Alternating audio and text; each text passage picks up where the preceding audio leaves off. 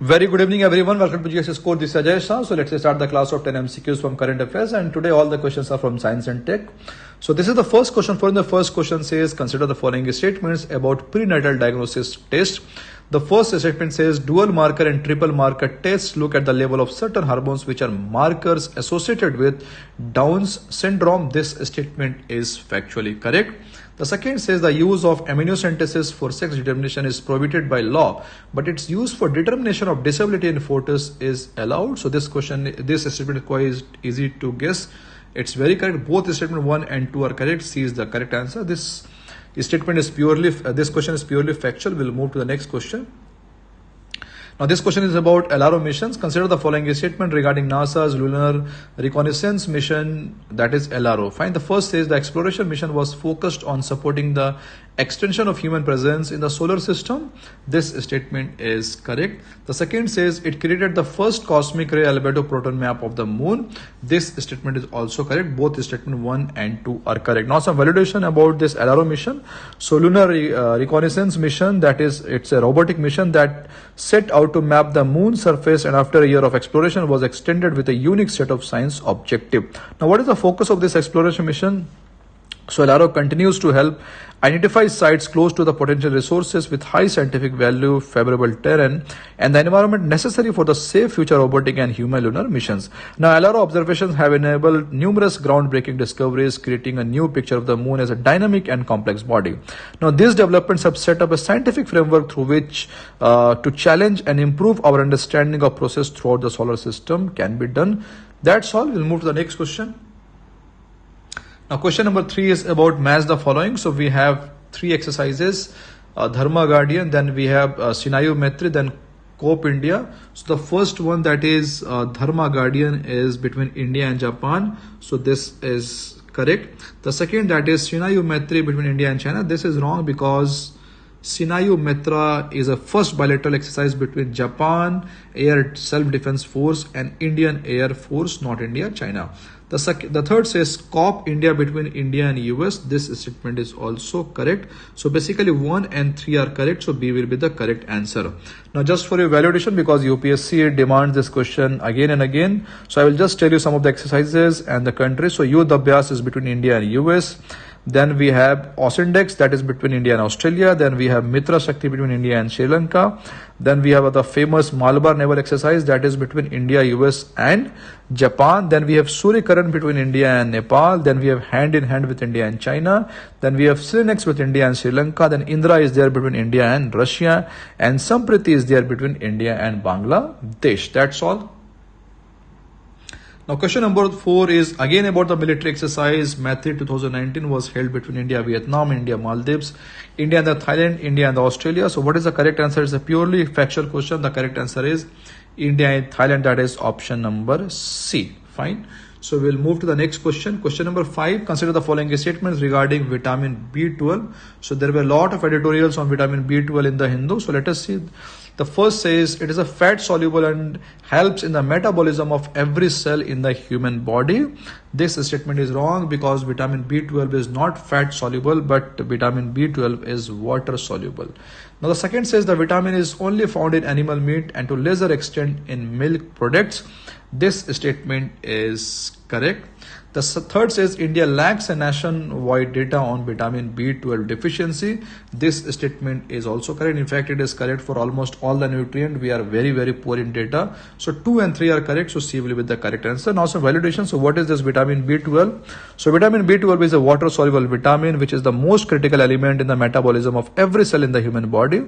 Now deficiency of vitamin B12 can cause anemia, weakness of limbs and also dementia. Now pregnant women who lack this vitamin can give birth to a brain damaged babies. Now India doesn't have national wide data of vitamin B12 deficiency, but there is a wide acceptance among the medical fraternity that a large number of people in our country are suffering from the deficiency of vitamin B12 as they are suffering from the deficiency of vitamin D also.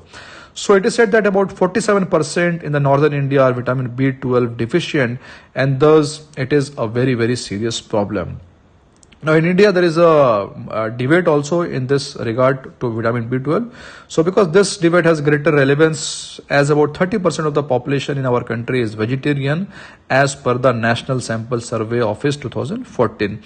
But there is another layer to this curious case of vitamin B12 deficiency, because even the non-vegetarian population is facing this deficiency. Why? Because most of the non-vegetarian Indians, they basically consume chicken, and chicken also has very less amount of B12 as compared to mutton or seafood. Fine. So that's all. So what is the solution? Solution is only fortification.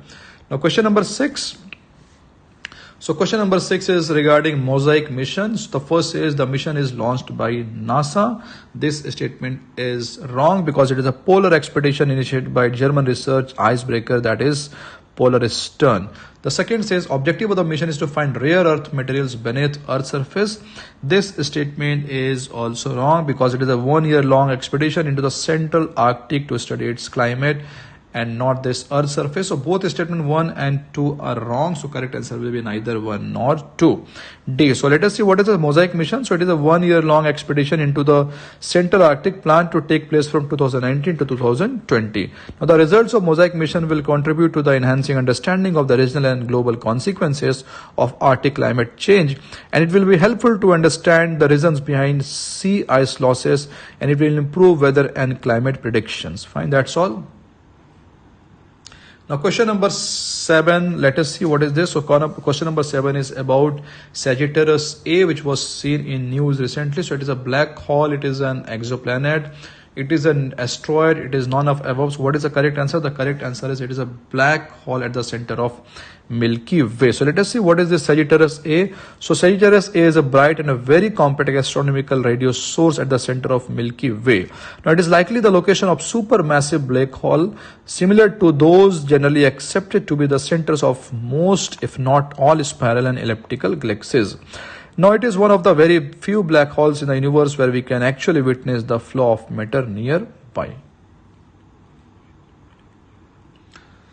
So this question is regarding Umeed initiative. So let us see. The first statement says it is started by the Department of Biotechnology. This statement is correct. Now the second says it aims to create awareness about genetical disorders amongst the clinicians to establish molecular diagnostic at hospitals. This statement is also correct. Both statement 1 and 2 are correct. So C is the correct answer. Now let us see about Umeed. So Department of Biotechnology has started Umeed, that is Unique Methods of Management and Treatment of Inherited Disorders Initiative, which is designed on the concept of prevention is better than cure. Now Umeed aims to create awareness about the genetical disorders among these clinicians to establish a molecular diagnosis in hospital. Now what are the goals of Umeed initiative? So the goal is to establish NIDAN, NIDAN, which stands for National Inherited Diseases Administration Kendra, to provide counseling, prenatal testing and diagnosis, management and multidisciplinary care in the government hospitals wherein the influx of patients is more.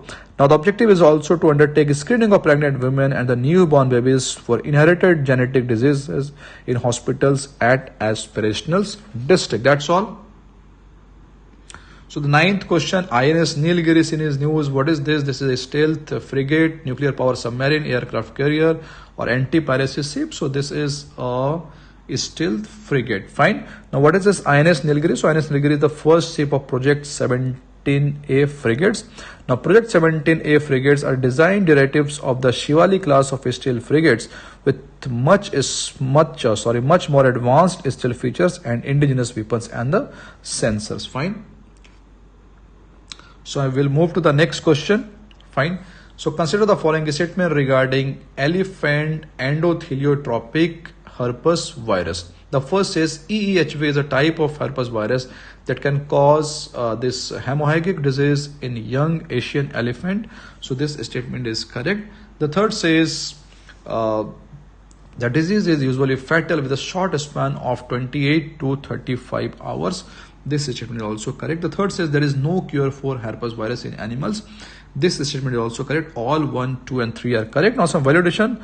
So elephant endotheliotropic herpes virus, that is EEHB, is a type of this herpes virus which can cause a highly fatal hemorrhagic disease when transmitting to young Asian elephant. Now why this was in news? Because the 4 deaths in Nandankahan Zoo are the first reported case of EEHB related deaths in Indian zoo.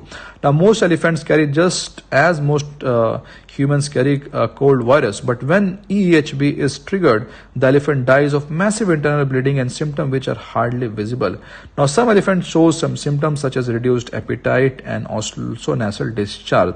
Now EEHB is lethal for young elephants between the age of 1 and 12, and if a young elephant dies before reproducing, it affects the population of the species as a whole in the concerned geography. That's all for today. So have a nice day. Please like and subscribe our YouTube channel for more such videos. Thank you very much.